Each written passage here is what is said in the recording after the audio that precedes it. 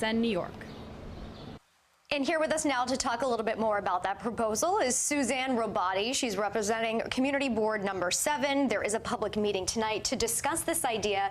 And I just wonder, really, what started this conversation? Well, the Community Board 7 Transportation Committee has always been concerned with the quality of life on the Upper West Side, both for pedestrians and for traffic, for drivers. But with the onset of congestion pricing next year, we're very concerned about the amount of people who will come to the Upper West Side not realizing, wanting to avoid the fee for congestion driving, and will make a left and right turn and circle our blocks. Yeah, a lot of people have already said, oh, I'll just park, you know, on the Upper West and avoid that charge. So, Suzanne, I'm curious how it would work and who would ultimately be eligible for one of these permits. Well, essentially, we're not calling for a ban necessarily. What we're asking for is for the Department of Transportation to do a thorough study of what the options are here. Residential parking is only one of the many options. You could do what we want the Department of Transportation to do is put a value on something that's given away for free, because the people own the curbside, and right now it's being used for storage of cars for free. If you put a value on it, either with smart meters or with residential parking permits, where you have to be living here and pay a fee to get a parking spot, then people will consider, do I really need a car? We have the best public transportation in America, maybe the world.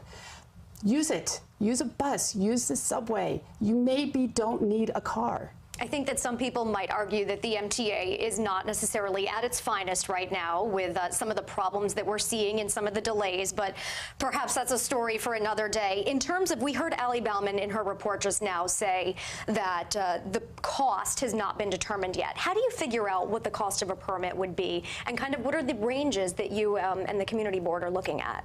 We will not be able to set that fee. We're asking the Department of Transportation to do that. There are many cities, even Hoboken has residential parking for a very small amount of money. I was speaking to a resident of Hoboken today who said it's not enough money because everybody gets them, and therefore it hasn't changed life for them much. Boston has residential parking. Let's remember that to get on the subway, you have to pay $2.75 each way. To park in a garage, it's $600. I would say somewhere in the middle, towards the much lower end, would probably make a lot of sense. When you put a zero value on something, people will take as much of it as they can get.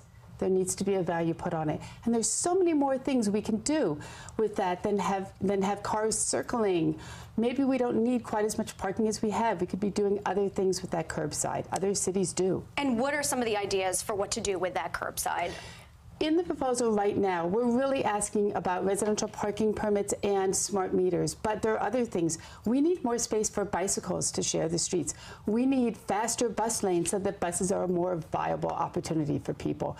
There are other cities who have taken an occasional parking spot and put in public benches there, just to give a little air and breath into the middle of streets. Now, we have heard from some local businesses that they are concerned it could deter customers from coming and shopping or getting a coffee or a bite to eat. What do you say to those folks? Well, I'm sympathetic. We very much want to encourage any kind of business. We like our storefronts to be full. We like people on the streets. It's eyes on the street are safer. But frankly, nobody's going to my Joe's Coffee around the corner and driving in to get there. Nobody's going to the local chain, the Banana Republic on my corner. There's a Banana Republic on their corner. My shoemaker doesn't get input traffic. So maybe you've got a Zabar's that's fairly unique. And there might be some impact there, but frankly, you know, most of the shopping on the Upper West Side, and I say this from a non-scientific, unstudied point of view, but what I see is people come to the Upper West Side to visit their family if they're going to be driving in, or to go to a restaurant, but not so much the shops. Okay, and the debate will continue tonight. We will probably see you there. That community board meeting is held at Congregation Rodef Shalom. That is at 7 West 83rd Street in Central Park West. That's tonight at 6:30. Thank you so much. We appreciate having you here today. Glad to be here. Thank you.